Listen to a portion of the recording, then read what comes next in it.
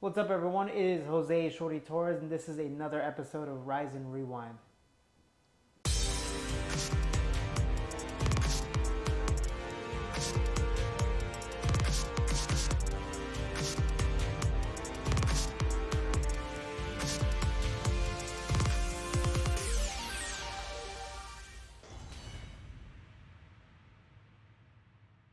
I actually really dislike rewatching my fights.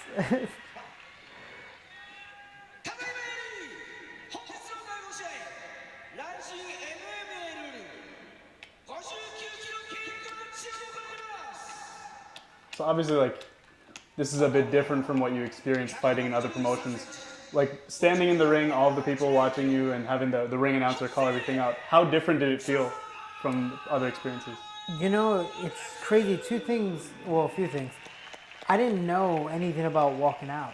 You know, they were just like, all right, cool, stand behind that and it's going to go up and you walk. I'm like, stand behind what? They're like, the wall. I was like, is there a door or whatever? And then I hear my music and I'm like, man, it's already 30 seconds in. Why haven't I started walking out? And then slowly starts going up as like the beat starts to drop. And I'm like, oh, I felt like Stone Cold Steve Austin walking out to WrestleMania, but like no one knows, you know?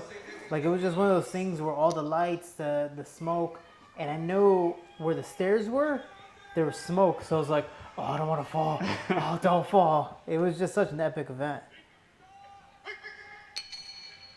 And then my opponent came out as a, luchador, lucha libre, pink outfit. I was like, oh, dude, his walkout's so much cooler.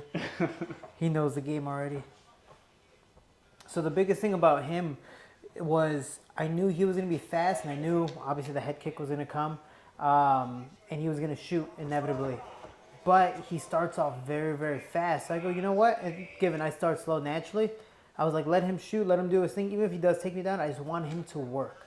As long as I stay moving, I'm not worried at the time skill-wise of him, submitting me or landing some crazy strikes until we got down to the ground. But here we're just kind of doing the stalemate, and I'm like, what's going to happen? Come on. And I tried a little trip, and he did an outside reap, and it was beautiful. It was a good job. It was a great counter. And so when I got to the ground, I'm like, man, I'm not worried about it. But then you start to realize the difference between a cage and a ring. If you're on the corner or even on the wall of a cage, you can use that to stand back up. With RIZIN in the ring, you can't even put your arm over the rope because somebody's going to push it back in. And then two, when you want to turn in, there's also knees right there. And with the rules of being able to knee a grounded opponent to the head, you're like, oh, I don't want to go that way. So I ended up pretty much like, you know what, let me just go to the other way and sacrifice my back because I'm not too worried. You see, I'm trying to climb, and immediately they're like, dope. So I'm trying to test my limits just because it's my first time as a professional fighting for, in a ring and for RIZIN. So it really is a culture shock because I want to turn in, but I'm afraid because that knee's right there. And a lot of people don't care about the position and they just throw. See, you saw him kind of lift up and look, nope, I'm just going to go with my back.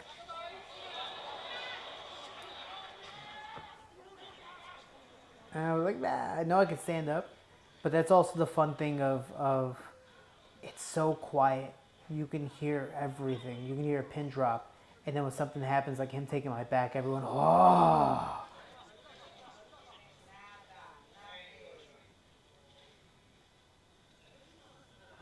I guess, is there less a worry in your mind of losing a round since they don't score by the round?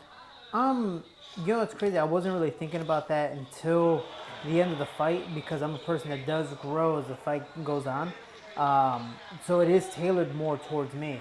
That is the hardest thing because after this fight, I just had one loss, but I thought it was rounds that I won. Given whatever the judges were thinking, it is score based compared to this where you're scoring the entire fight as a whole and maybe even the last round or who's closest to even finishing it. So it's tailored more towards me, but he tried the same takedown twice. It didn't really work. We kind of created a scramble, but he was like a leech, man. He was really smart with his positioning. And it was literally the littlest things that keep me from doing some of the submissions that I do for our in really awkward positions. But because he's hooking my leg, I can't get an armbar from there. Obviously, he had a good amount of top position, top control this far into the fight. Did you feel he was different compared to opponents you fought in the past in terms of his strength or his positioning? No, he just kept position very, very well. Like, for example, right now he's doing a lockdown on my leg. Usually you do that when you have someone in, in half guard and you're on bottom. And you're like, oh, I want to, like, lock you down in position so you can't move or can't advance. Me, I was in the same way where I'm like, you have this lockdown, but I can't move, but also you can't move. So eventually I'm like, all right, I gotta force something to get out. And that's when I start working the hands. But this lockdown, I can't turn whatsoever. But also with that being said, because he has it, he can't do anything as well.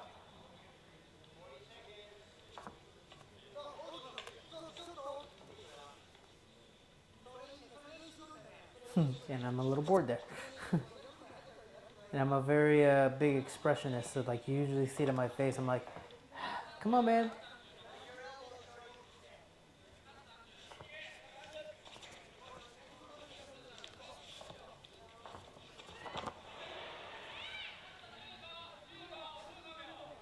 And that's why I'm just like, I'm bored, dude.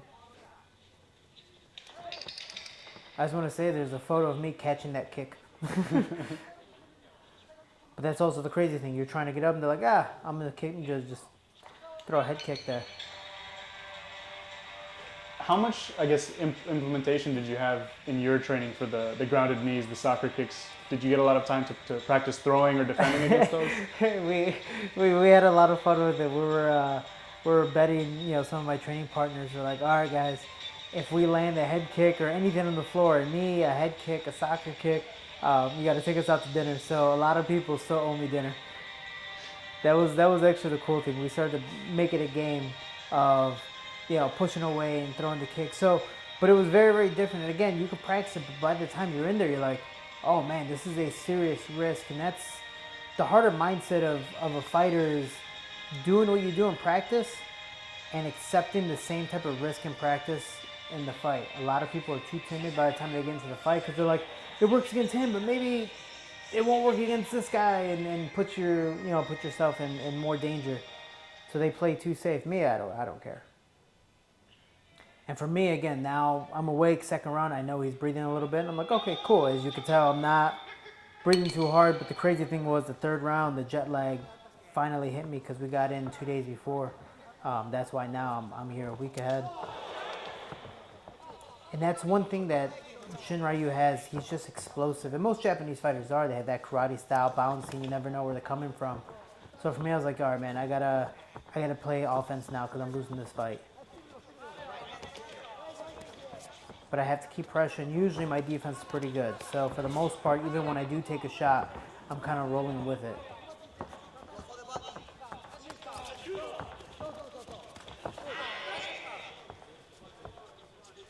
And now I'm like, okay, cool. I got to keep forward pressure.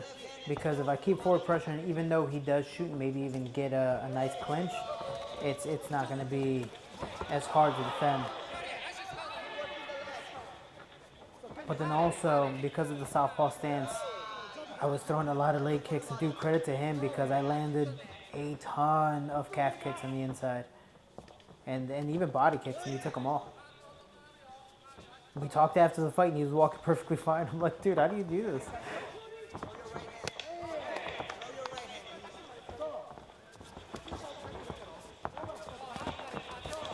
How much of your game plan do you feel like you were actually able to implement this far into the fight? In the second round, I was able to implement it because I'm a pressure fighter. I'm a pressure counter fighter. So I usually don't throw until you throw, and then from there, whatever you throw, I'm trying to throw 2 or 3 more. But because he's so explosive and he's fast, he's moving a lot, I'm a person that just wants to walk forward and fight. So if you keep moving, you have a little bit of an advantage towards it, but you're also going to get more tired to where there might be a point where you can't move anymore, and that's my biggest advantage. And that's why, again, it's harder to move and circle and go backwards compared to just walking forward. Do you find like fighting in a ring actually is a bit more suited to your style then? Maybe it's easier to corner fighters? It is for me until I get taken down and I have to worry about the knees. But overall it is, because I get to cut people off. And even with him right now, I'm landing a lot more to the body. And now I guess I'm playing a little bit of his style, the Japanese, karate style.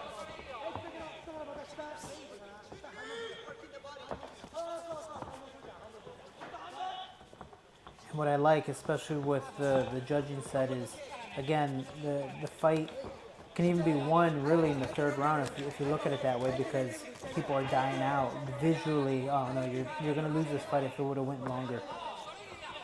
So for me, I'm just walking, and I pointed at him because I cut him. And again, he took some big shots.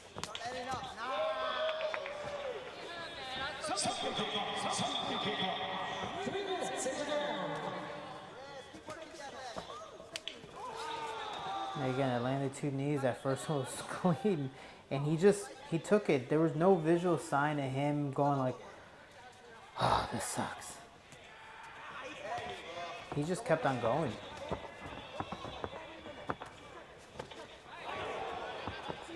And again, I'm a person that, like, I get hit, but for the most part, I'm rolling with the punches. That was a clean one. And I'm also a person that likes to acknowledge it of like, all right, well done. Did you have a chance to see his fight against Ogikubo? I did. And the hard thing, and something I was talking about before my fight with him now, was,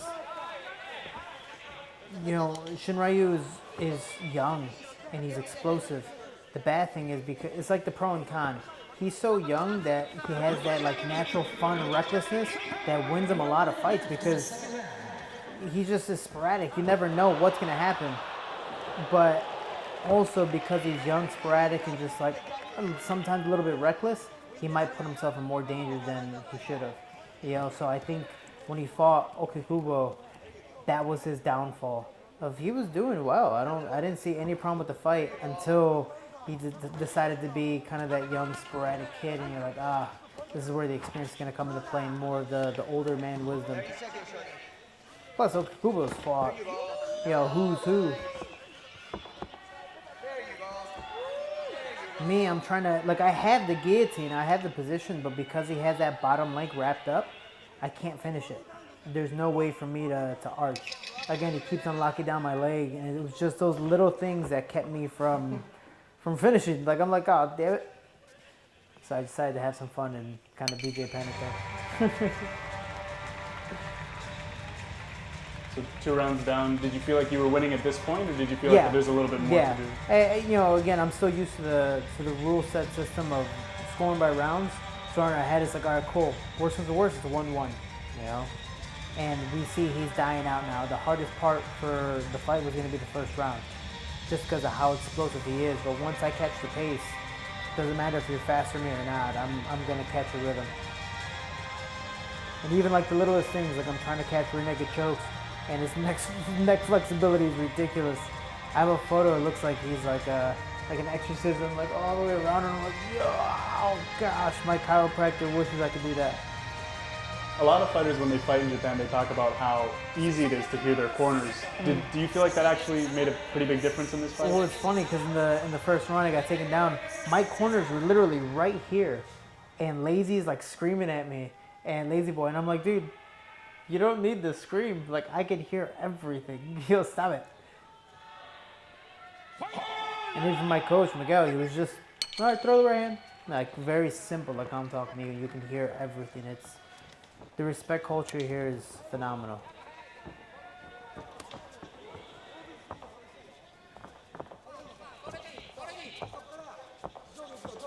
You were talking about how your style, you like to come forward and kind of aggressively counterpunch. Do you feel like you didn't show as much of that as you wanted to in this fight? Is that something you want to show a bit more against Ogikubo? I think against Ogikubo, the fun thing is, I think I can get him to be egotistical and fight me. And that's actually one of his biggest, I wouldn't say strengths, but I think his biggest flaws is, yes, he's egotistical, but he gets egotistical in a side of the sport he's not the best at. Like, he's a fun fighter, I think a great wrestler. Obviously, he tries to finish his fights. Sometimes it doesn't happen. For his record, sadly, it doesn't happen a lot, but that's part of the process. But the fact is, you hit him clean, he's like, I'm gonna hit you with the same thing, and then it becomes a fight, and now the fight becomes a little bit closer than it should, and that's honestly what I'm hoping for in the fight. Of again, I'm in Japan, dude. I got a crazy opportunity. I want to put on a show, and against the #1 guy, I don't want a wrestling, type of MMA fight. We can make it that, but that's not fun for the fans. I want to see a fight. So, and this made me feel like Alex Pereira versus Khalil Roundtree. He kept on doing the little bouncing. Okukubo is a phenomenal wrestler, but he does take some time to work to get to the inside. So for me, I think that's going to be the fun part where I get to take advantage of it. I think the biggest thing though is I have to start, a little bit faster, and with him as well, he does die out towards the end of the fight. So as long as I'm able to keep a good pace, and now I'm not jet lagged in a fight, I'm really confident. And like what I was talking about with the young recklessness. He's like, oh, I think I'm losing, man. I can't do this. Let me just try something. So it's like it can work in his favor, but in this part, it didn't. And I knew he was starting to die out.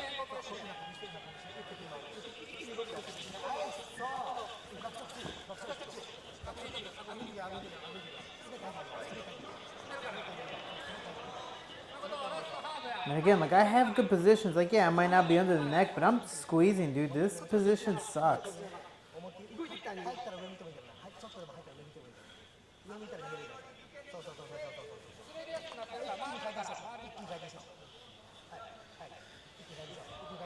But again, he's doing like the littlest things where he's grabbing my hand so I can't get my glove out to finish the choke. He's wrapping my leg well.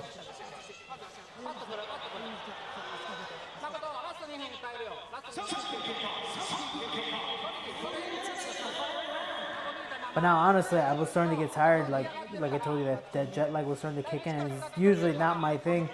So I was like, you know what, let me get a body triangle, and if I could just hold this position, I will.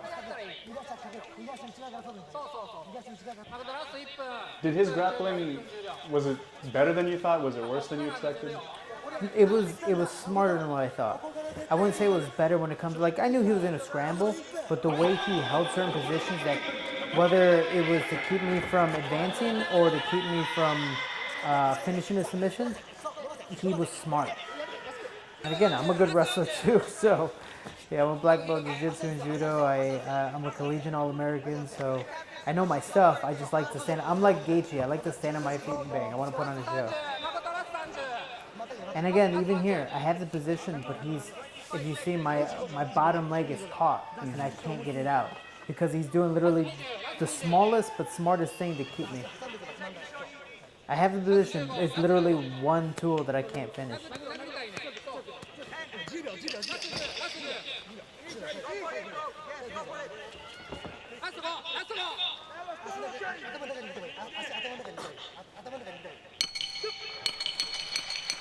And he did literally just the right things to keep me from finishing the fight. Do you remember what you were speaking about with your corner here?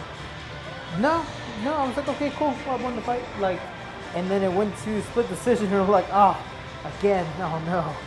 Because sadly in my career, I've had a lot of like close decisions where I'm like, I thought I clearly won that fight, or I thought I went my way.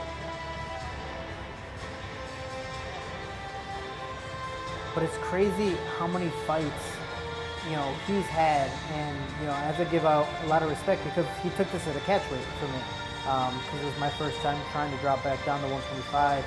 So he did it at 130, which is 59, and we took it, I think, 3 weeks before the fight. So, I mean, dude, all respect to him regardless, because majority of the RIZIN fighters, one, want to always fight outside guys with someone new, but then two, we have a guy with a good resume coming in. Yeah, I want to fight him. And that's why Okukubo was like, that guy first. I'm like, he did the whole prison thing. I want to fight the biggest, baddest guy first and just show how tough I am. Now having fought Shinryu, and obviously you beat him, are you kind of supporting him? You want him to go further into the tournament? Yeah, I mean, even after the fight, he's like, one, and super nice. He's like, after the fight, I want a rematch. I'm like, yeah, man, like, win a fight. I don't care. I would love to fight you again. You're young. I think he was 24 when I fought him. So I'm like, dude, if, you're 27 and we fight again, like, I want to see how much better you've gotten.